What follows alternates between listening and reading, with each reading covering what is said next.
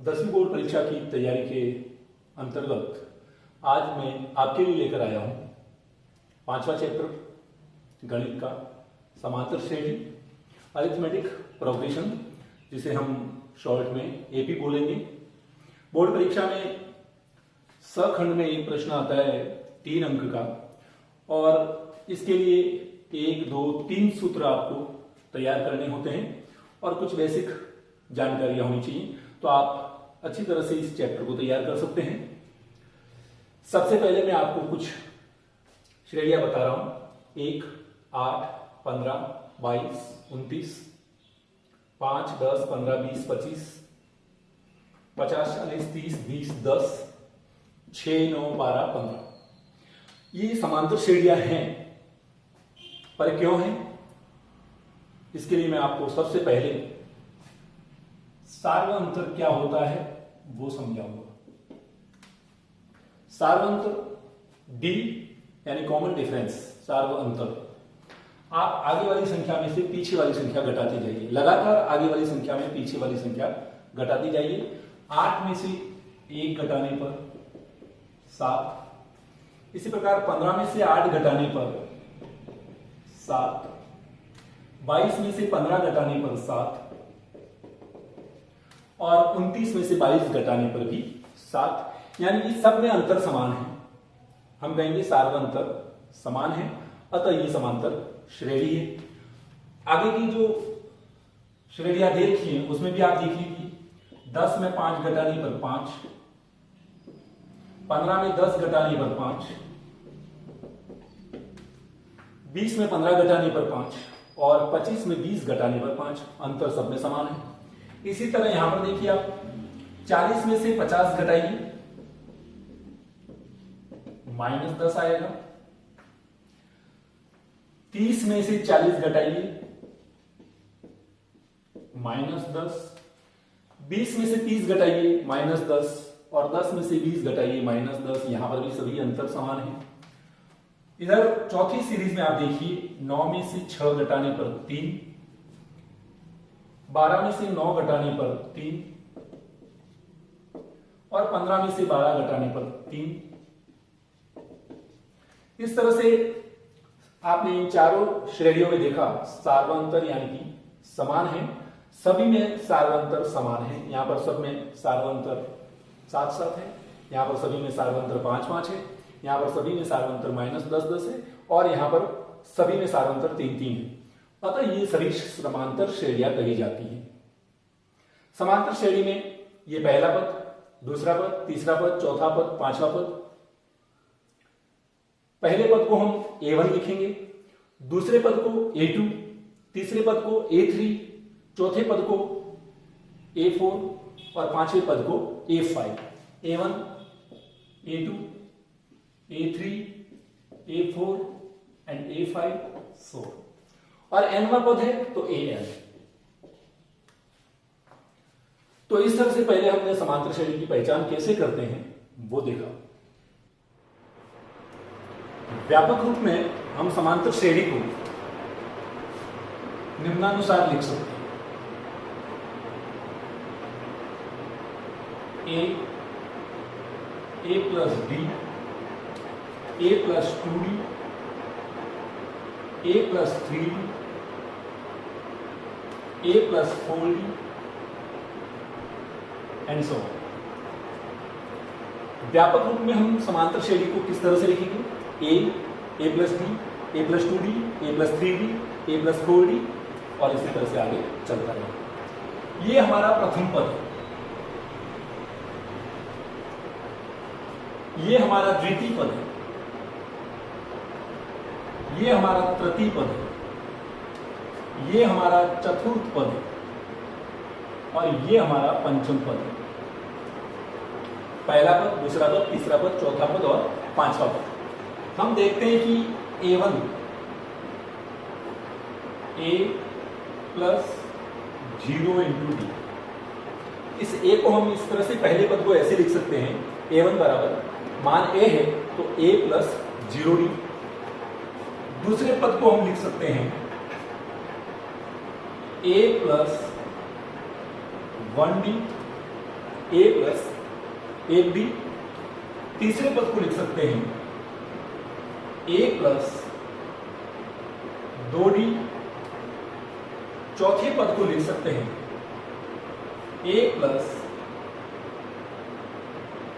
3d। और पांचवें पद को लिखा जा सकता है ए प्लस 4d। आप यहां देख रहे हैं कि पहले पद में d का गुणांक 0 है, दूसरे पद में d का गुणांक 1 है, तीसरे पद में d का गुणांक 2 है, चौथे पद में d का गुणांक 3 है और पांचवें पद में d का गुणांक 4 है। यानी कि पद की संख्या से d का मान 1 कम है। पद की संख्या से d के मान में गुणांक 1 कम है। तो मान लो हमको कोई कहे कि इसी तरह से आगे बढ़ते रहें तो nवां पद क्या होगा, तो हम लिखेंगे a, जो पद संख्या है उससे 1 कम गुणांक होगा सार्वंतर का। तो यहां पर n है तो इसमें 1 घटाते ही n माइनस 1 और इंटू डी। इस तरह से हमारी ये nवां पद का सूत्र बन गया। समांतर श्रेणी में nवां पद ज्ञात करने के लिए दिया जाए तो an बराबर a plus n minus 1 into D. ये हमारा nवां पद, a plus n minus 1 into D. इस तरह से nवें पद पर विभिन्न प्रश्न सवाल आते हैं। कैसे हल करें ये मैं आपको बताने जा रहा हूं। अब मैं आपको समांतर श्रेणी में nवें पद के सूत्र के आधार पर हमें जो भी पद ज्ञात करने के लिए कहा जाए वो कैसे ज्ञात करेंगे वो बताने जा रहा हूं। हमें एक सवाल दे रखा है कि समांतर श्रेणी 2, 7, 12 डैश डैश डैश का 10वां पद ज्ञात कीजिए। 10वां पद ज्ञात करना है। हम जानते हैं कि अंग्रेजी में जो अल्फाबेट होता है उसमें पहला अक्षर ए होता है। तो हमारे यहां पर ए बराबर जो पहला अंक है वही ए हो जाएगा, ए बराबर 2। अब सार्वंतर हम निकालेंगे। सार्वंतर डी बराबर 7 में 2 घटाने पर 5। आपको 7 में 2 घटा देना है, बस सब घटाने की जरूरत नहीं है। सार्वंतर समांतर श्रेणी दे रखी है, समान ही होगा। एन का मतलब होता है हमको जो पद ज्ञात करने के लिए दिया हुआ है 10। अब 10वां पद ज्ञात करना है तो हम लिखेंगे 8 n ज्ञात करना। ये सारी चीजें एक तरफ लिखने के बाद हम nवां पद का सूत्र लिखेंगे। समांतर श्रेणी में nवां पद ए एन बराबर A plus n minus 1 into D. 10वां पद ज्ञात करना है तो 1 10। एक ही जगह हम 2 रख देंगे। मान को सही स्थान पर प्रतिस्थापित करके हम धीरे धीरे सरल करेंगे। एक ही जगह 2, कोष्टक बनाकर n की जगह हमारा 10 आ जाएगा। माइनस 1 है ही सूत्र में, इंटू डी की जगह आप लिख दीजिए 5। बराबर के नीचे बराबर का निशान लगाते चलिए। 2, 10 में से 1 घटाइए 9 और इस गुणित 5 को अंदर ले आइए। सबसे पहले कोष्टकों को सरल करते जाइए। 9 का पहाड़ा 5 बार बोलेंगे 45 और इन दोनों संख्याओं को जोड़ें 45 और 2 47। ये हमारा आंसर हो जाएगा। इस तरह से हमने देखा कि किस तरह से किसी सवाल में हमको पद ज्ञात करने के लिए कहा जाए, कौन सा पद ज्ञात करने के लिए कहा जाए। ये पहला पद, दूसरा पद, तीसरा पद। इसी तरह से 10वां पद 47 होगा। ये हमारा आंसर। अगला सवाल समांतर श्रेणी दे रखी है √2, 3√2, 5√2। इस समांतर श्रेणी का 18वां पद ज्ञात करना है।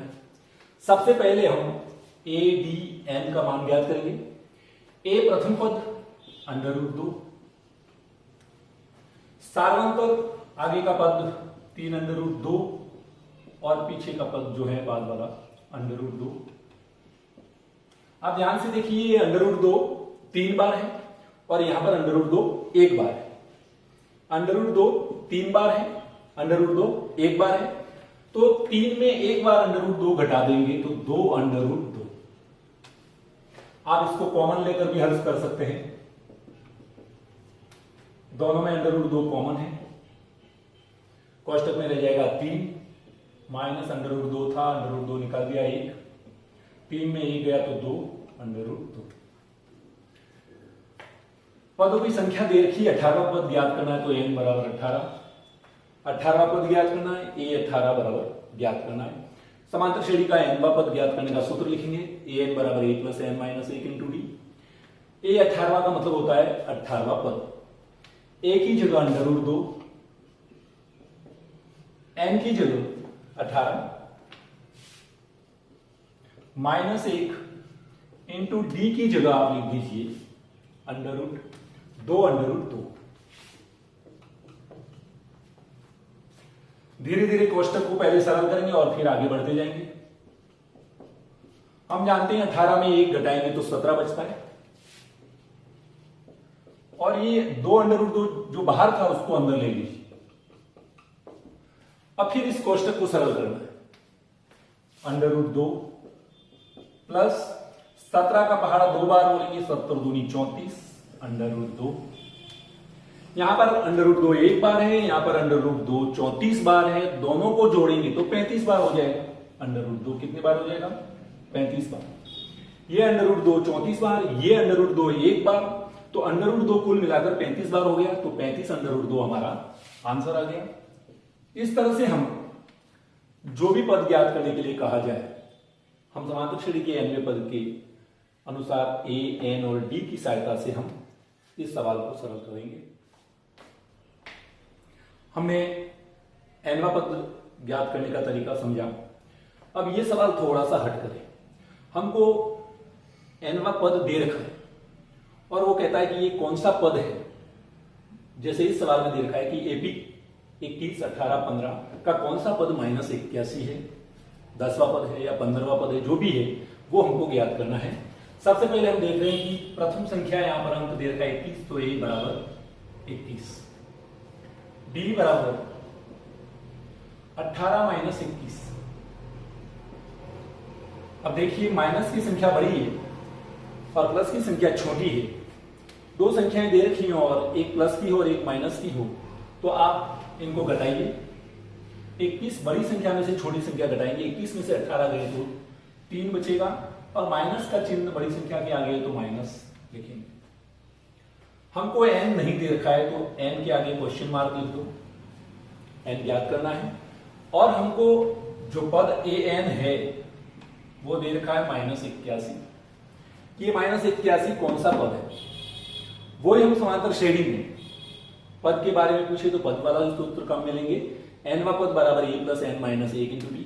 अब हमको an -81 दे रखा है तो an के नीचे हम मान प्रतिस्थापित करना, बराबर ध्यान से, -81। a की जगह प्रथम पद 21, n नहीं दे रखा है तो n की जगह वापस n लिख दीजिए, -1 लिखकर, इंटू d का मान -3। अब हम इसको सरल करने का तरीका देखिए। ये 21 प्लस का है, इस पक्ष में ले आइए, माइनस का हो जाएगा। इनको वैसे ही लिखा रहने दो, n-1 गुणित -3। दोनों संख्याएं माइनस की हैं तो इन्हें जोड़ देंगे। -81 और -1 जोड़ने पर आ जाएगा -102।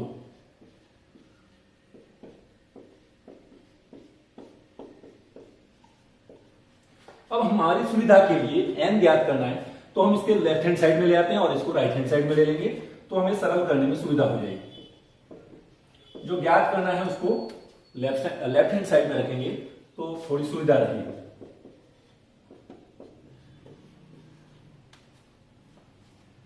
इसको इधर लिख दिया, इसको इधर लिख दिया। अब हम धीरे धीरे n के पास में जितनी भी संख्या है उनको हटाते जाएंगे। ये गुणित में है -3 तो उसको हटाएंगे तो भाजक में चला जाएगा, -102 बटे -3। अब इसको इस तरह से लिख सकते हैं, दोनों और ऊपर नीचे माइनस है तो कट गया, 102 बटा 3। n-1 बराबर 102 में 3 का पूरा पूरा भाग जाता है, 3 × 9 3 चौके 12। और आगे देखिए आप n बराबर इस -1 को पक्षांतर करके राइट हैंड साइड में ले लीजिए तो +1 हो जाएगा। इसलिए n बराबर 34 में 1 जोड़ो 35, ये हमारा आंसर हो जाएगा। तो हमने a, d और an की सहायता से कौन सा पद -81 है वो ज्ञात कर लिया। तो इस समांतर श्रेणी में -81 वाला पद 35वां है। अगला सवाल, क्या समांतर श्रेणी 5, 11, 17, 23 का कोई पद 301 है। हमें यह देखना है कि जो समांतर श्रेणी दे रखी है 5, 11, 17, 23, तो उसमें कोई पद 301 है या नहीं, उसकी जांच करनी है। तो सबसे पहले हम लिख देंगे पहला पद a बराबर 5, सारवंतर 11 में से 5 घटाने पर प्राप्त हो जाएगा, 6 बचेगा। n हमें नहीं दे रखा है कि कोई पद 301 है तो n ज्ञात कर लेंगे, और हमको an का मतलब nवा पद ये 301 है या नहीं है वो अभी जांच कर लेंगे।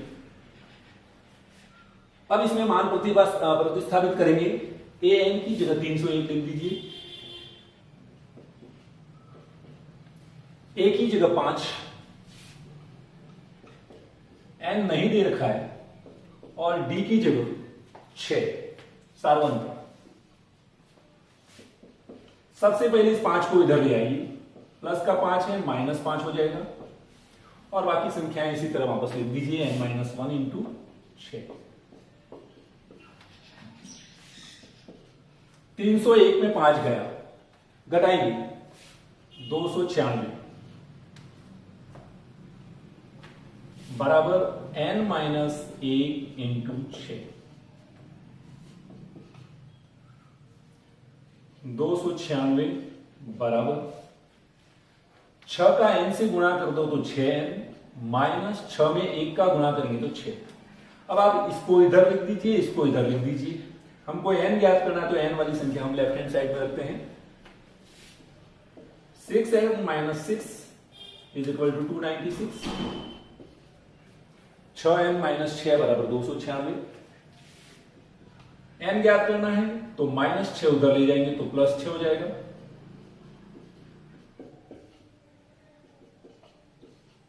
n बराबर 296 और 6 जोड़ेंगे तो 302।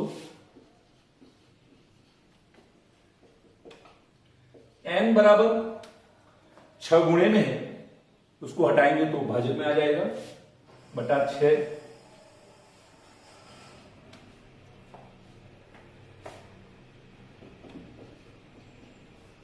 तीन 302 और 6 2 के पारे से कटेंगे,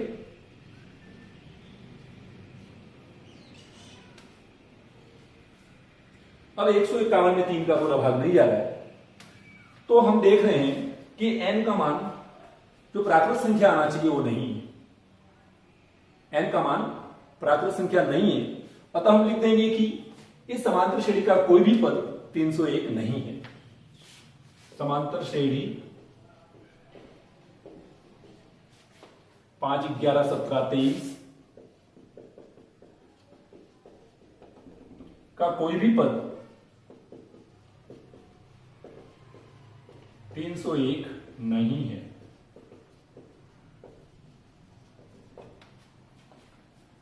यदि यहां पर n का मान प्राकृत संख्या आ जाए, पूर्णांक आ जाए, तो हम कह सकते थे कि ये 301 इसका कोई पद है, पर यहां पर प्राकृत संख्या नहीं आई है, पूर्ण अंक नहीं आया है, इसलिए हम लिख देंगे कि समांतर श्रेणी 5, 11, 17, 23 का कोई भी पद 301 नहीं है। अगला सवाल है, यदि समांतर श्रेणी का छठा पद तथा 17वां पद क्रमशः 19 तथा 41 है, तो 40वां पद ज्ञात कीजिए। अब न तो इसमें समांतर श्रेणी दे रखी, हम समांतर श्रेणी दे रखी होती तो a, d और n जो भी ज्ञात करना पड़ता वो कर लेते, पर यहां पर समांतर श्रेणी की नहीं देकर उसने उस समांतर श्रेणी का छठा पद दे दिया है और 17वां पद दे दिया है। माना कि उस समांतर श्रेणी का प्रथम पद a और सारवंतर d तथा पदों की संख्या है। अब यहां पर छठा पद दे रखा है तो हम लिख देंगे A6, छठे पद को हम लिखेंगे A6। ये छठा पद है 19 बराबर 19 और 17वां पद 41 है, तो A17 बराबर 41। हमको 40वां पद ज्ञात करना है, तो A40 क्वेश्चन मार्क लगा दो, A40 यानी कि 40वां पद ज्ञात करना है। अब छठे पद को हम लिख सकते हैं A+5B, ये हमारी पहली समीकरण बन गई। हम 70वें पद को लिख सकते हैं A+16D। शुरू में मैंने आपको बताया था कि 70वां पद है, इसका मतलब D का गुणांक 16 होगा और छठा पद है तो D का गुणांक 5 होगा। अब इन दोनों के समीकरणों की सहायता से हम A और D का मान ज्ञात कर लेंगे। दो चर हैं A और D और दो समीकरण हैं, तो इनसे आराम से हम A और D का मान ज्ञात कर सकते हैं। तो आप पहली समीकरण A+5D बराबर 19 और इसके नीचे दूसरी समीकरण लिख दीजिए A+16D बराबर 41। समीकरण सरल करने के तरीके हम जानते हैं। कोई भी एक चर को हटाना पड़ेगा, तो इन दोनों समीकरणों में एक क्रिया करेंगे हम घटाने पर। जैसे बीजगणित में हम घटाने की क्रिया करते हैं तो नीचे वाली सभी संख्याओं के चिन्ह बदल जाते हैं। प्लस का ए माइनस का ए हो गया, प्लस का 16D माइनस का 16D हो गया और 41 जो प्लस का था वो माइनस हो गया। ए में ए गया तो 0, 0, ए प्लस का ए माइनस का 0 हो गया। अब यहां पर माइनस की संख्या 16D है तो माइनस का निशान लगाकर 16D में 5D घटाने पर 11D। 41 में से 19 घटाओ, बड़ी संख्या 41 से 19 घटाया तो 22 बचा। दोनों पक्षों में माइनस को काट दीजिए तो हमारे पास आ जाएगा 11D बराबर 22, D बराबर 22/11 और यहां से D बराबर आ जाएगा 2, 11 दूनी 22। D का मान आ गया। अब हमें A का मान लाना है, तो हम किसी भी समीकरण में D का मान रख देंगे, चाहे 1 में रखो चाहे 2 में रखो। मैं यहां 1 में रख रहा हूं। समीकरण 1 में A का मान रखने पर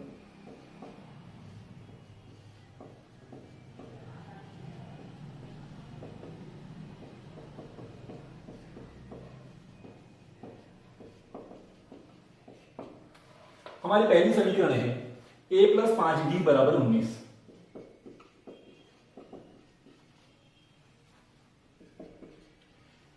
हमको A नहीं दे रखा है तो A को वापस लिख देंगे। 5 और D का गुणा है तो 5 में D का मान 2 रख देंगे बराबर 19। A+5 का 2 से गुणा 10 बराबर 19। अब पक्षांतर की सहायता से +10 को इधर दाईं तरफ ले आएंगे तो -10 हो जाएगा। A बराबर 19 + 10 का -10 कर देंगे और यहां पर 19 में से 10 घटाने पर 9 आ जाएगा। हमारे पास A का मान 9 आ गया, D का मान 2 आ गया। अब 40 का पद आसानी से ज्ञात कर सकते हैं। A40 को हम लिख सकते हैं A+39D, A+39D। 40 है, पद का मान 40 है तो 1 कम करके गुणा 39D करेंगे। एक ही जगह 9 +39 इंटू D का मान 2, 39 दूनी 78, 39 दूनी 78 और इन दोनों संख्याओं को जोड़ेंगे तो 87 आंसर आ जाएगा हमारा। अंत में लिख दो, अतः 40वां पद 87। आगे के क्रम में जैसा पिछला सवाल हमने किया था उसी तरह का कुछ हटकर है। किसी समांतर श्रेणी का तीसरा पद 16 है, तीसरा पद दे रखा है 16 और सातवां पद पांचवें पद से 12 अधिक है। सातवां पद 12 अधिक है किससे? पांचवें पद से। तो समांतर श्रेणी ज्ञात कीजिए।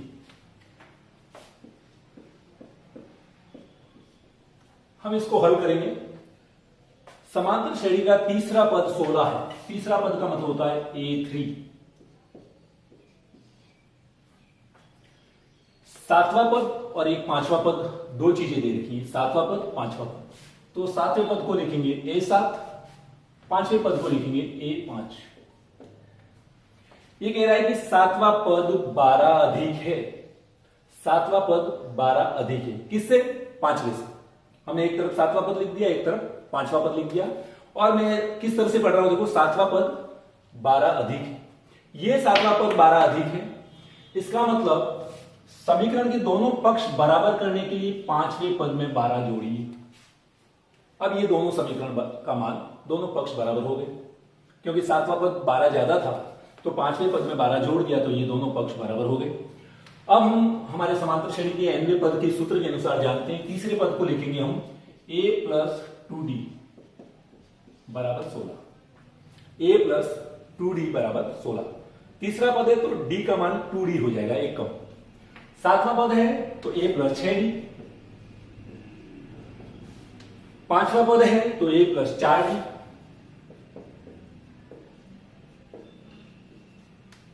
दोनों पक्षों में a काट दीजिए, पक्षांतर करके जैसे हम लाएंगे a - a 0 हो जाएगा। 6d, इस +4d को बाईं तरफ ले आते हैं तो -4d हो जाएगा बराबर 12। 6d में से 4d घटाएंगे तो 2d बराबर 12। d का मान निकालना है तो गुणित 2 को हटा लगा बटा, इस 2 को हटाकर बटा में ले आएंगे, इसलिए d बराबर 12 में 2 का भाग देंगे तो 6, 12 का आधा 6। 2 से भाग देने का मतलब है उस संख्या को आप आधा कर दीजिए, 12 का आधा 6।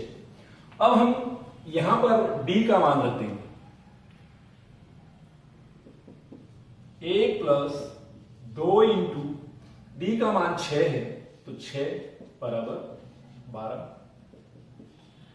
1 + 6 और 2 का गुणा करो, 6 दूनी 12,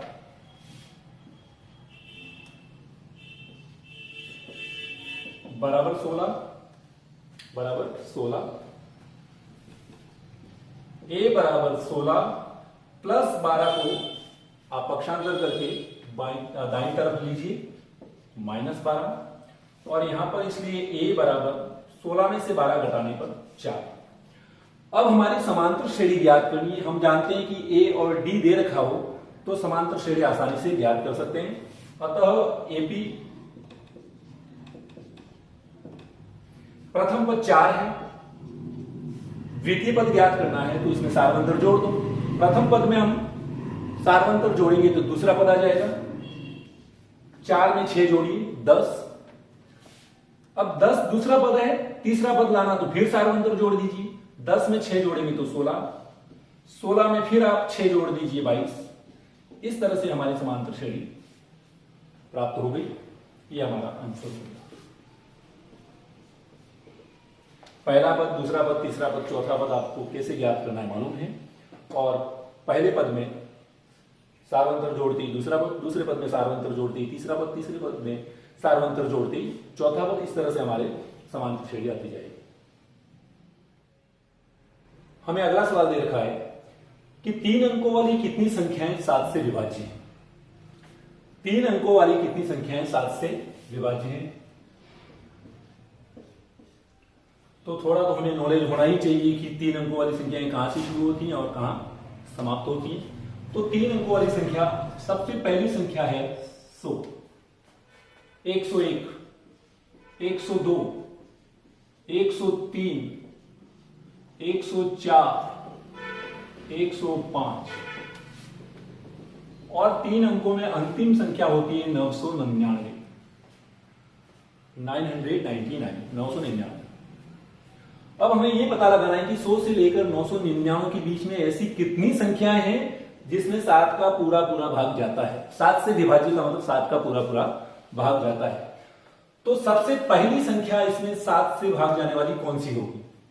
हम जानते हैं 100 में 7 का भाग नहीं जाता है, 101 में नहीं जाता है, 102 में नहीं जाता है, 103 में नहीं जाता है, 104 में भी 7 का भाग नहीं जाता है। तो पहली संख्या हो जाएगी 105। 105 में 7 का पूरा पूरा भाग जाता है। इसके बाद में आएगी 112। और अंतिम संख्या कौन सी होगी जिसमें 7 का पूरा पूरा भाग जाता है? हम जानते हैं 999 में 7 का भाग नहीं जाएगा।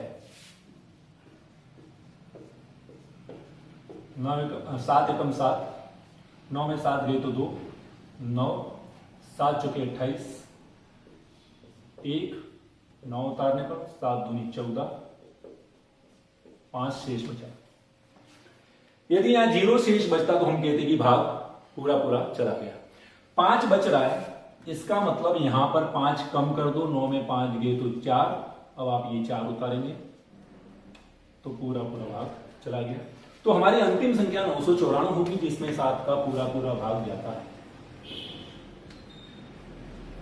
हमारा प्रथम पद हो गया 105। सार्वंतर 7 से विभाज्य या 7 से गुणज, तो आपको सार्वंतर 7 ले लेना है। 7 से विभाज्य कहे, 7 से गुणज कहे, 7 का गुणज कहे तो सार्वंतर 7। 4 का गुणज या 4 से विभाज्य तो सार्वंतर 4। तो यहां पर 7 से विभाज्य तो हमारा सार्वंतर 7 है। तो प्रथम पद a बराबर 105, सार्वंतर d बराबर 7, n हमको नहीं मालूम है कि कितनी संख्याएं, n का मान ज्ञात करना है। और अंतिम पद nवा पद जो दे रखा है, अंतिम पद an बराबर 994 994। अब हम समांतर श्रेणी में nवा पद ज्ञात करने के सूत्र की सहायता से n का मान पहले भी ज्ञात करना सीख चुके हैं। तो an बराबर a plus n minus a into D. nवा पद 994,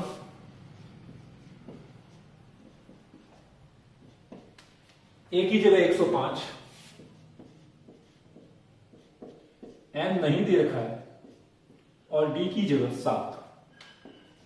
सभी मान सही तरीके से व्यवस्थित प्रतिस्थापित कीजिए और फिर हमारे सरल करने के समीकरण को सरल कैसे किया जाता है उसके अनुसार हम n का मान ज्ञात करेंगे। 994 प्लस 105 इधर बाईं तरफ आते ही 105 माइनस हो जाएगा। n माइनस 1 इंटू 7 को वैसा ही रहने दो। 994 में 105 घटाइए, 889।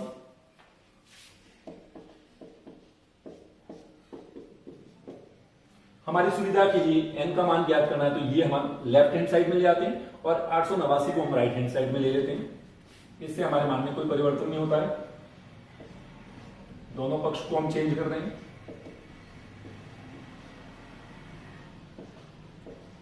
n माइनस 1 बराबर गुणित 7 को हम हटाकर बटे में ले आएंगे। 7 को हटा, लगा बटा,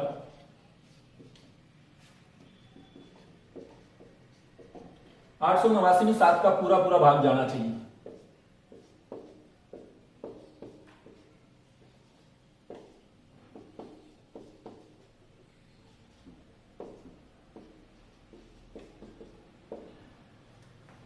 एक 127 बार भाग गया तो n माइनस 1 बराबर 127। हमें तो n का मान ज्ञात करना है। माइनस 1 को पक्षांतर करके उधर ले जाइए तो 127 प्लस 1, इसलिए n बराबर 128। ये हमारा आंसर आ जाएगा। और उत्तर में नीचे लाइन एक लिखने की कोशिश करिए कि 3 अंकों वाली कितनी संख्याएं, तो 3 अंकों वाली 128 संख्याएं 7 से विभाज्य है। 3 अंकों वाली 128 संख्याएं 7 से विभाज्य हैं। यानी कि 100 से लेकर 999 के बीच में यदि हम संख्याओं को देखें जिनमें 7 का पूरा पूरा भाग जाता है तो वो 128 होंगे।